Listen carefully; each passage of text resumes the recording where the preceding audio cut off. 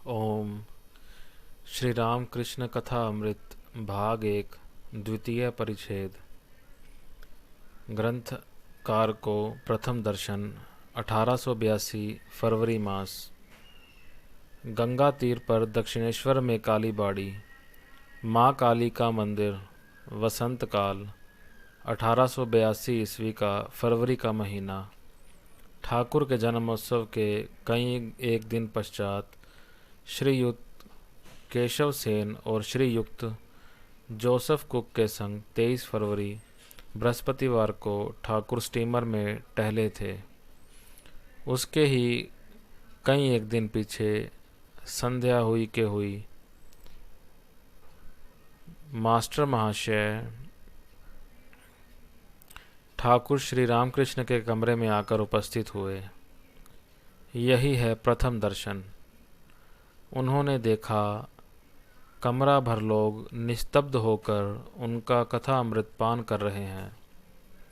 ठाकुर तख्तपोश पर पूर्वास्य बैठे हुए सहास्य वदन हरि कथा कह रहे हैं। भक्तगण जमीन पर बैठे हुए हैं। कर्म त्याग कब? मास्टर खड़े हुए अवाक होकर देख रहे हैं। उन्हें बोध हुआ जैसे साक्षात शुकदेव भगवत कथा कह रहे हैं और सर्व तीर्थों का समागम हुआ है, अथवा जैसे श्री चैतन्य पुरी क्षेत्र में रामानंद स्वरूप आदि भक्तों के संग बैठे हुए हैं और भगवान का नाम गुण कीर्तन कर रहे हैं। ठाकुर कह रहे हैं, जब एक बार हरि व एक बार राम नाम करने पर रोमांच हो जाए, अश्रुपात हो जाए, तब निश्चय ही जानो कि संध्या आदि कर्म और नहीं करने पड़ेंगे। तब कर्म त्याग का अधिकार हो गया है। कर्म अपने आप ही छूट जाते हैं। तब केवल राम नाम या हरि नाम या शुद्ध ओंकार जप लेने से ही हो जाता है। और फिर कहा, संध्या गायत्री में लय हो जाती है, गायत्री भी फिर ओमकार में लय हो जाती है। मास्टर सिद्धू के संग बरानगर में इस बाग से उस बाग में टहलते टहलते यहाँ पर आ गए हैं। सिद्धू यानी श्रीयुक्त सिद्धेश्वर मजूमदार, उत्तर बरानगर में घर। आज है रविवार 26 फरवरी 15 फाल्गुन, अवकाश है, तभी टहलने आए हैं। श्रीयुक्त प्रसन्न बांडू जय के बाग में कुछ क्षण पहले टहल रहे थे। तब सिद्धू ने कहा था, गंगा के तीर पर एक सुंदर बाग है, उस बाग को देखने चलोगे? वहाँ पर एक परमहंस रहते हैं।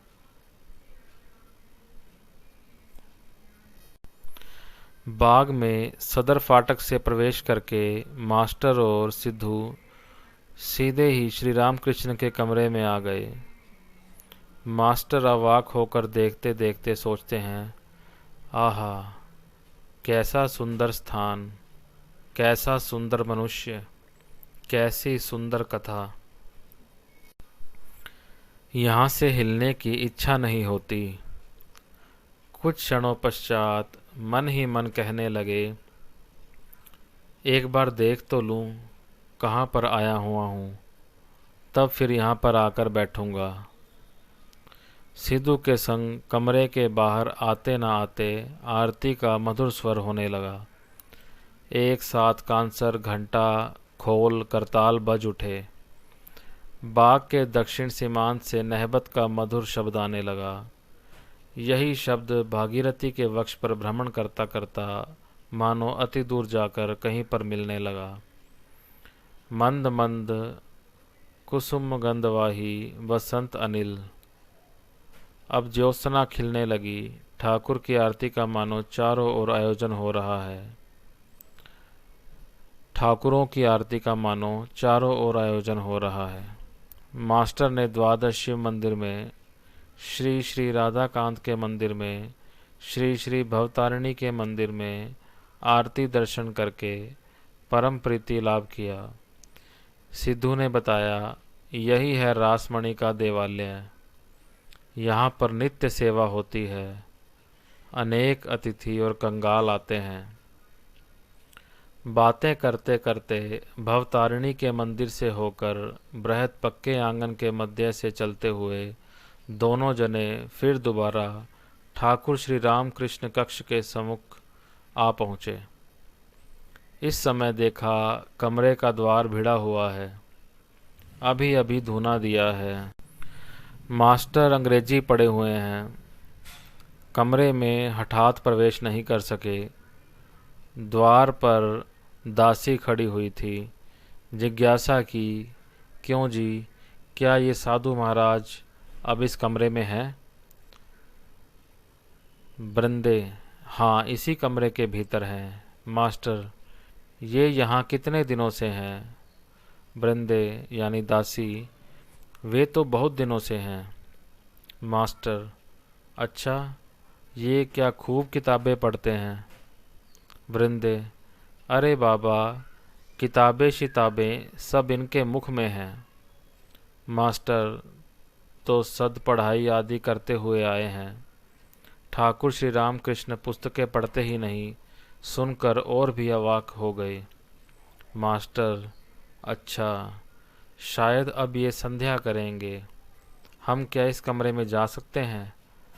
तुम एक बार सूचना दोगी? बृंदे, तुम लोग जाओ ना बेटा, जाकर कमरे में बैठो। तब उन्होंने कमरे में प्रवेश करके देखा, कमरे में और कोई नहीं है।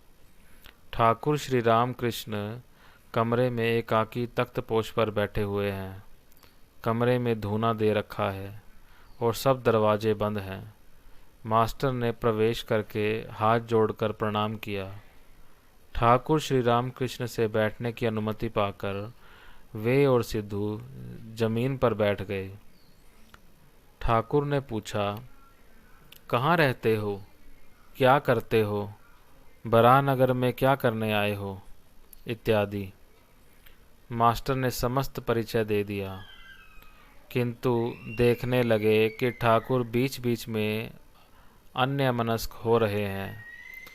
पीछे से इसी का नाम भाव है। जैसे कोई छिप हाथ में लेकर मछली पकड़ने के लिए लगा है। मछली आकर चारा खाने लगती है। फातना जब हिलता है तब वह व्यक्ति जैसे सावधान होकर छिप यानी बांस हाथ में लेकर फातना की ओर एक मन से एकटक देखता रहता है। किसी के साथ भी बात नहीं करता। यह ठीक वैसा ही भाव है।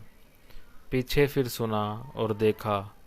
ठाकुर का संध्या के पश्चात इसी प्रकार का भावांतर हो जाता है। कभी कभी वे बिल्कुल बाह्य ज्ञान शून्य हो जाते हैं। मास्टर, आप अब संध्या करेंगे तो फिर हम चलते हैं। श्री राम कृष्ण भावास्त, ना संध्या, वह ऐसा कुछ नहीं है। और कुछ बातचीत के बाद मास्टर ने प्रणाम करके विदा ली। ठाकुर बोले, फिर आइयो, आबार एशो। मास्टर लौटते समय सोचने लगे, ये सौम्य कौन है जिनके पास से लौटकर जाने की इच्छा नहीं हो रही है। पुस्तक बिना पढ़े क्या मनुष्य महत होता है? कैसा आश्चर्य है। फिर दोबारा आने की इच्छा हो रही है। इन्होंने भी कहा है, आबार एशो, फिर भी आइयो, कल या परसों प्रातः आऊँगा।